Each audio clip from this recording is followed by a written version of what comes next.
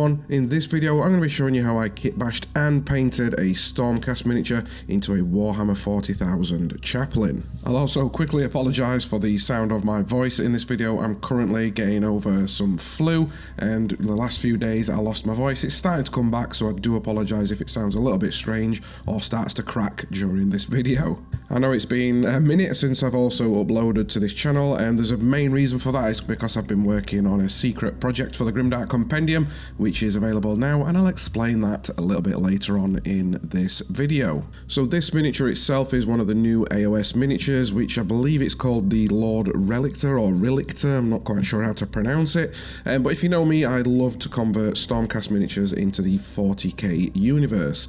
And as soon as I saw this, I thought, yep, that's a Chaplain, and yeah, I decided to just go ahead and kitbash it. With these, there's a few things that you do need to add to make them a little bit more 40k, and you can easily achieve this by adding some Space Marine parts. So for this Chaplain, I've gone ahead and added a Horus Heresy power backpack thing, and I've also gone in there and added some guns, but it's also a good idea to additionally add some pipes and wires, which would lean more into the 40k universe. These wires and chains can easily be accessible from your local hobby store, or just go on Amazon and type in some wires. I got a few different sizes, and this also enabled me to twist them into a servitor, and you can get a little bit creative with them. For the green stuff wire, like you'll see, like I've got a green stuff pipe on there. This was just using the Green Stuff World pipe and roller kit, I believe it's called, pipe and tentacle roller kit. When adding your shoulder pauldrons, again, this is where you can get creative. You might, because Chaplains they pretty much look the same, but they're separated by the armies by their shoulder pauldrons. I didn't really do one for this, I kept it neutral, but if you've got like a Dark Angels army or a Blood Angels army, you can go ahead and add the additional shoulder pauldron for that specific army. Once you've completed your build, at this point I like to add some pre-weathering texture, and for this, for his bottom half of his leather cape, I'm going to add some liquid green stuff. With this, it's water soluble, so you can thin it down if need be, and it's just a case of stippling this in and around the areas that you want to create the texture. I don't do it to all the cape, I just keep it round to the bottom where it's naturally going to be more tattered and worn, and once it's dried that layer, you can also add additional layers to it.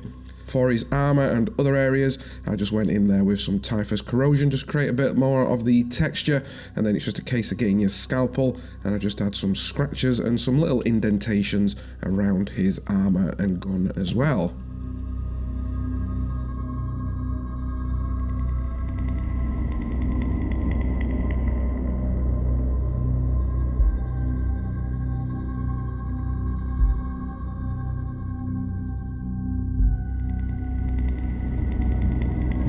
After all that's dried, we're going to come in and prime it up with Stynalrez Grey Primer. Alternatively, you can use your favourite grey primer that you use.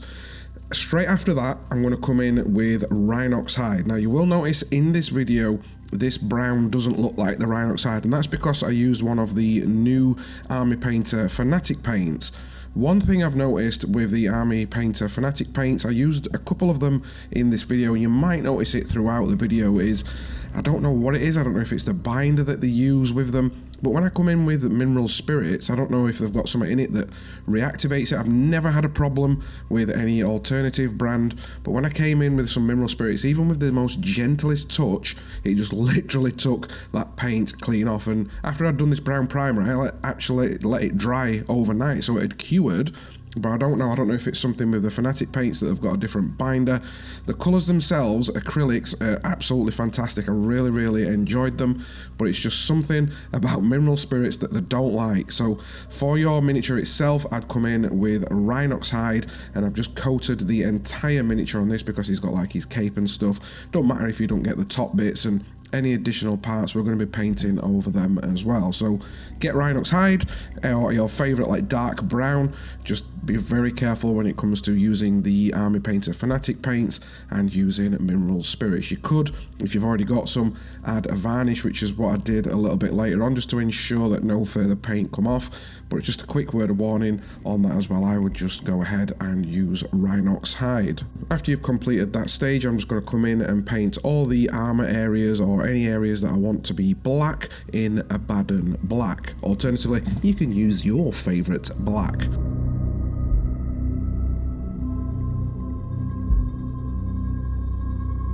Next, I'm going to use a little bit of a Skrag brown mixed 50-50 with the Rihnox hide and dry brush this all over his cloak and cloth areas. If you want to add some additional highlights of Skrag brown after that and mix a little bit more in, you can do that on just some of the more areas where the light would naturally catch. After this, we're going to base coat out all our skulls and all our tabards. Again, this was a point where I used and tried out some of the new AK Fanatic paints, and due to the fact that they react with mineral spirits, not they don't behave with mineral spirits too good, I'll give you an alternative colour recipe so you can achieve it without running into any problems. So for the skulls, I'm going to use AK Dark Brown, and I'm just going to add for each successive highlight, I'm just going to add some AK Light Earth. So all I do is just, at every additional highlight that I go on, and I'm just literally at this point just sketching them on and almost dry brushing it on with my brush. I'm just going to keep adding a little bit more of the light earth until I'm literally fully at the light earth for the final highlight. For his tabards, or his moment of oaths as they're called, again I use the AK Dark Brown, and what I would use for each successful highlight after that would be AK Deck Tan. It just creates a little bit more of a white compared to the skulls. I'll quickly go over some additional base coats that I added to this miniature, and for all the silver metallic areas, these were base coated out in Iron Warriors and given a dry brush highlight of rungfanf steel. All the gold and like metallic-y other areas, these were base coated out in Pro Acryl Bronze. The red areas, these were painted in AK Dirty Red, and for the gun to get that worn effect and that chipped effect on it, I'm just going to come in with my brush and use a very like untidy, sketchy and stippled effect. And if there's any additional details on your miniature, such as if you decide to do your army shoulder pauldron, this obviously would go into your army's colours. Before we move on to the next stages, I want to tell you about my new project over at the Grimdark Compendium. So yeah, that's the reason I've not been uploading on this channel recently, is because I've secretly been in the background working on the Cadian Shock Troopers project.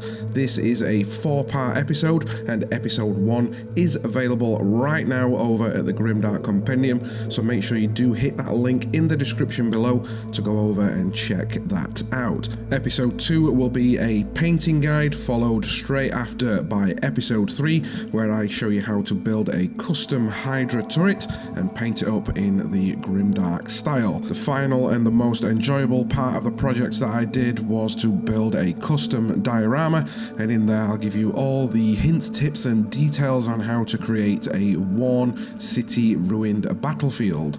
Be sure to click on the link in the description below, because I don't want you to miss out on some of the amazing techniques that I show in this project. Now let's get back to the Chaplain itself, and after everything's been base coated out, we're going to come in with some Villainy Ink's Goons grime for our unifying wash, and I've thinned this 1:1 in my airbrush. So if I'm going to put 6 drops of thinner, I'm going to add 6 drops of Goons grime, and again I'm just doing short little bursts around my miniature. I'm not too worried if I'm not covering all the areas, but again I'm just applying it to the entirety of the miniature. And for the bottom half of the miniature, or areas that you want to be a little bit more grimy, I'm going to go in there and add some additional layers just to thicken it up a little bit. You can use a blow dryer because this is an enamel product. The beauty of enamels is that we can reactivate them with mineral spirits once they've dried and remove it. It's like painting it in reverse, and just go in there with a Q-tip or a sponge and just remove it from the areas that we want to, and this will leave all the grimy areas and all the grime into the recesses and giving us that grimdark appearance. The application and removal process can also be done with a brush. You don't need an airbrush to be able to add these enamels to your miniature, and at this point I did have to, after that, because of the issues that I said that I ran into with the Fanatic paints, I had to quickly repaint some areas, and I gave the entire miniature a coat of satin varnish. You don't have to do this. This is an optional step if you want to. If you want to get some surface finish variation, I probably would recommend either stippling or adding some satin varnish finish to his cloak areas. The only reason I applied it to the entirety of the miniature is because of the issues that I ran into with the Fanatic paints. Again, it's not essential. Next up, I'm going to readdress those skulls just to tint them more into a skull colour, and for this I'm going to be using the Phase 2, the new Villainy Ink set, and if you've not heard about these, then where have you been? This is Phase 2 of the Villainy Inks. This is 7 brand new colours, and again I'll leave a link in the description below where you can go over and grab one of the new tester kits that are still available over at the Grimdark Compendium. However, they are running out very quick, so if you want to get over there and grab one, then I'd recommend doing that straight away. For this, for the actual skulls themselves, I've gone in there and I've actually used Blighted Bone Ochre. This is a medium ochre enamel wash with a thin binder where you can apply it neat or with an airbrush, and for the skulls themselves I've just gone in there and added them to the miniature, and again I've come in with a little bit of a removal process just to go in there and remove any, but it's a really nice colour that'll just tint your skulls or any bone areas that you might have onto some of your miniatures. Straight after that, I wanted to give the recesses a little bit of a deeper recess, and you'll know me, especially when it comes to metallics, one of my favouriteest colours from the Citadel range is Rattling Grime, and I've always wished that they did it in a enamel form, and yep, the Grimdark Compendium's gone over and done that with Decrepit Filth. It's a really dark brown black enamel wash, which is absolutely perfect for the Grimdark style if you've got any like deeper recesses, or if you want to do some panel lining on your miniatures.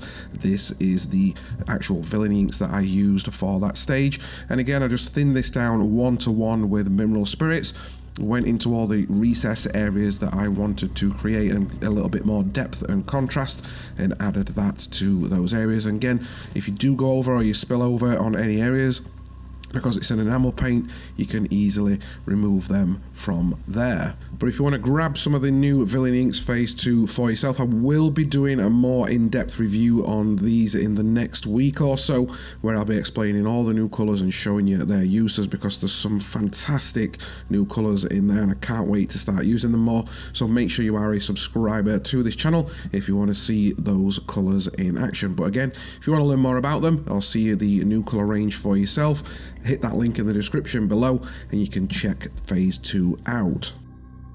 The next thing that we're going to do to this miniature, especially his cloak, I do add a little bit to the armour itself, but mainly I'm concentrating on the leather cloak that he's wearing, and this is called soft pressing. This is a great and fantastic technique to create realistic in-scale scratches and wear and tear to your miniature. Now I do speak about this technique in depth on my new Cadia project, and we're going to depth with this in episode 2, so if you want to go and check out and learn more about this amazing technique that I think you should all be using and implementing within your miniature painting, then go over and check that out. But I'm just worked my way around the miniature and just added all these little scratches, and the beauty of this technique as well is you can do it and add additional layers to it to create further depth, wear and tear and scratches. Especially if you're doing something like leather, it makes it look so realistic and gives it so much texture to the miniature itself.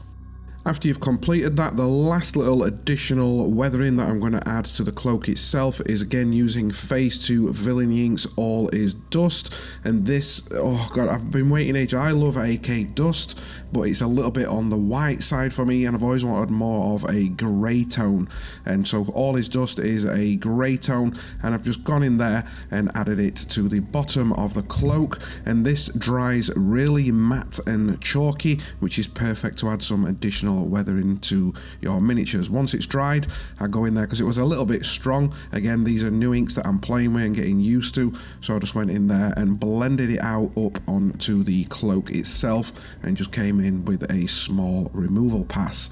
At this point, all you've got to do is paint any additional details like gems or adding text to your scrolls, and your miniature is complete. And that brings us to the end of this video. So I hope you've enjoyed it, and I hope you've learned something and been able to take something away, whether it be a technique, a colour, or whatever it is that you've taken away from it.